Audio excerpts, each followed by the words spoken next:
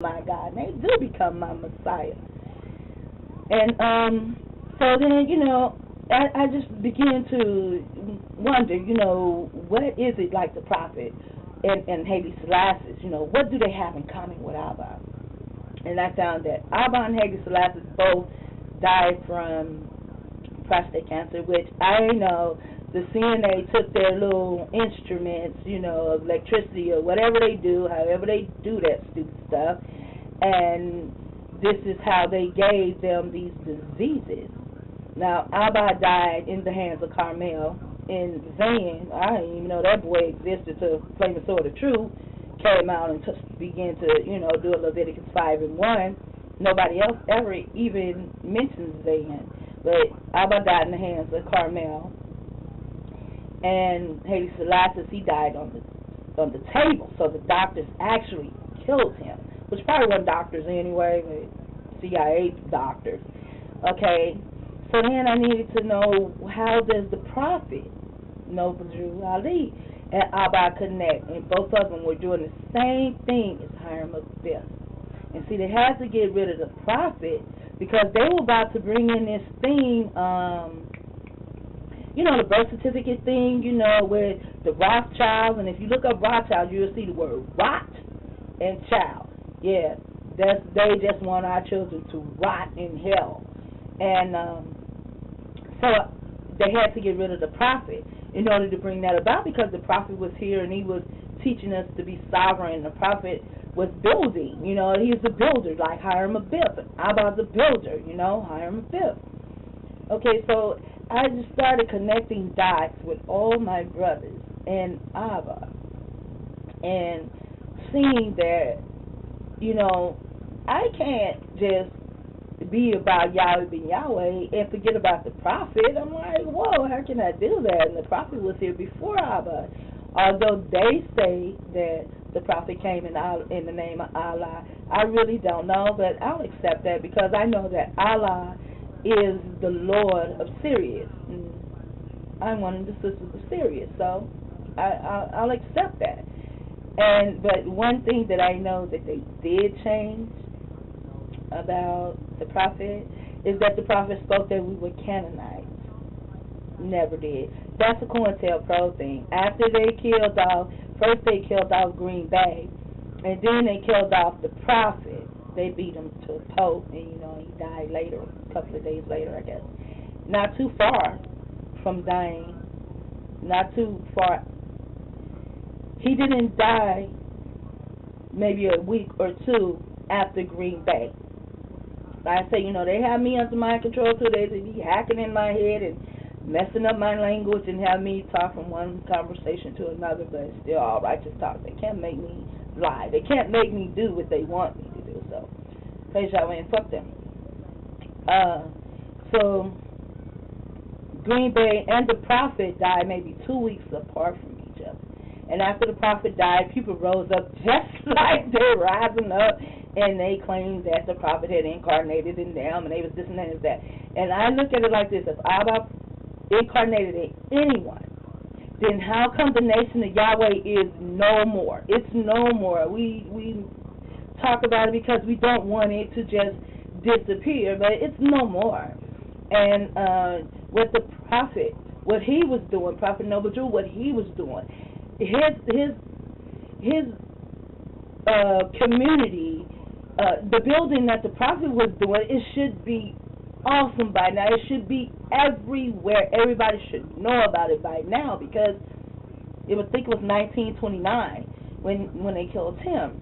So COINTELPRO came in, and you know, some of the people decided, you know, that they would go ahead and sell their souls for naught, and they took the money and they began to teach, you know, and those that followed those lying teachers, because, you know, like I said, there was a thing called brainwashing before mind control, and or maybe they never studied, you know, and or maybe sometimes people just need something outside themselves, you know, to keep them going, instead of knowing that there are gods within their own brain cells. So once they took the prophet and they began to change things around, that's when they added in that Canaanite shit. because I'm not a Canaanite. Because a Canaanite is like Bush, you know, pink people. There are two pink people in the Bible, and those are the Canaanites and Esau. They were pink from the beginning. They were born pink. So, you know, I'm going to let you finish listening to this if you haven't heard it, because I love it. You know, I listen to it every morning when I wake up. It's the first thing I listen to. And one day I was listening to it without the earphones, and my son, he heard it, and my son, he sat down on the bed, and he's usually not really interested in, you know, things I do. None of my children are. And he sat down on the bed, and he was like, wow. And when it went off, he said, wow, that's interesting. So now every morning, you know, he gets up for school, you know, and I'm already up. So he gets up for school, you know, and I'll play it. If I haven't played it already once for me, then I'll play it again. But a lot of times I play it twice for me. I play it all day long. I love it. I love it. I love it. So I'm going to let you listen to the rest of this here because I love it. You must understand that as a level of resistance. Anybody can speak that simple Hokies language correctly. Anybody can do it. We have not done it because we have resisted. Because we have resisted. We have resisted. Stop speaking their language. We refuse to stop speaking their language. Clearly affirms the right of every American citizen to bear arms. And, as Americans, we will not give up a single right guaranteed under the Constitution. Oh, this is what I wanted to show you. Oh, no. You have got to go back. See that? You see that? And right after that, Department of Homeland Security and the fire and shit, and that's why America's going to burn. America's going to burn. The bitch is burning it. Right after that, they killed another one of our prophets.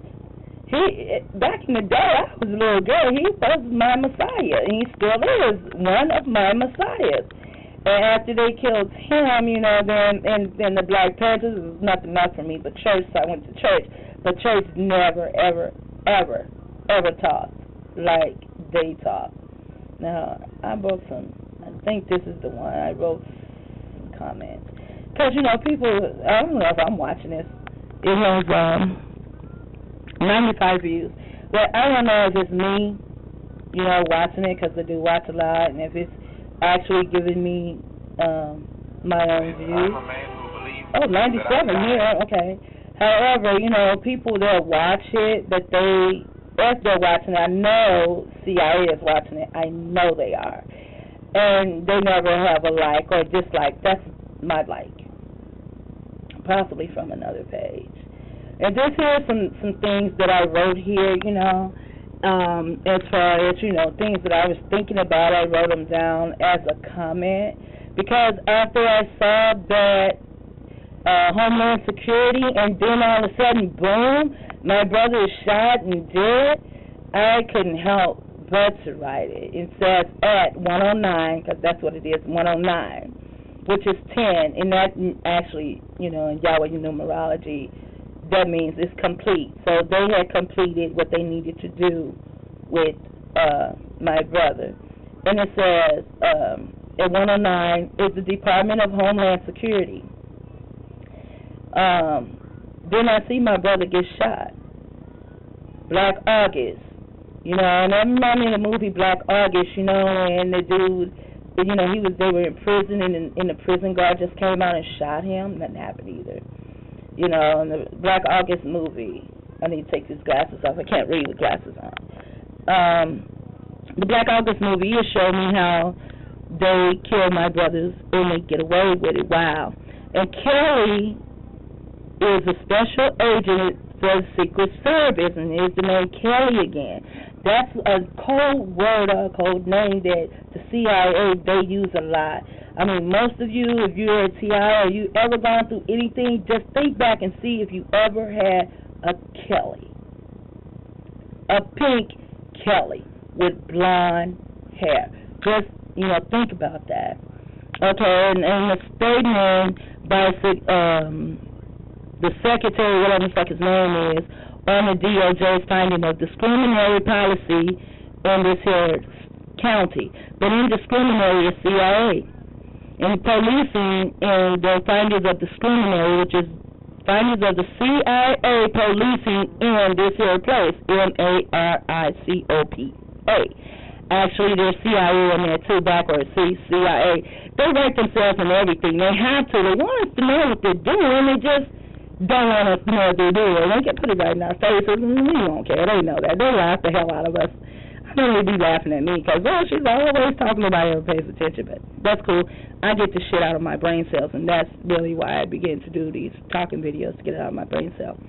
And then it says December 15th, which is that equals the 6th. The Department of Homeland Security is troubled by the Department of Justice, DOJ, findings of the CIA policing practices, which, anyway, practices is rats. Finding of the CIA policing rats within the CIA county should have been cut. Sheriff's Office. Actually, the Illuminati key code number 4, it says, we will behave as if we are not connected to keep the illusion alive. See down here, Department of Homeland Security and DOJ, you know, they want to try to act like they're not the same people. They're the same people, man. They're hidden under every fucking thing in the world. Everything in the world that they are hidden under. They're the same people. So I'm going to go ahead and let this here go. I just needed to get some things out of my mind. Because my brain cells, they'll play a movie in my head, and it just keeps going and going and going. And I don't really have anyone that I can actually talk to, you know. I have isolated my own self away from people because,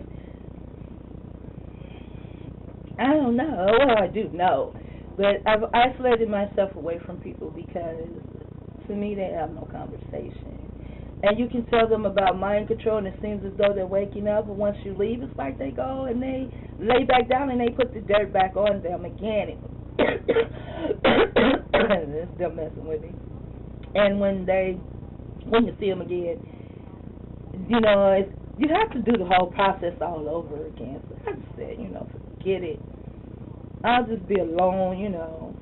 I don't mind, you know. It's the scripture that says, you know, I found it when I was researching my name. It says that Yahweh had me sit alone. So I'm cool with that one. So I'm going to bid my Abba, Yute Wafe Benusa Feet, Yute Wafe Shalom.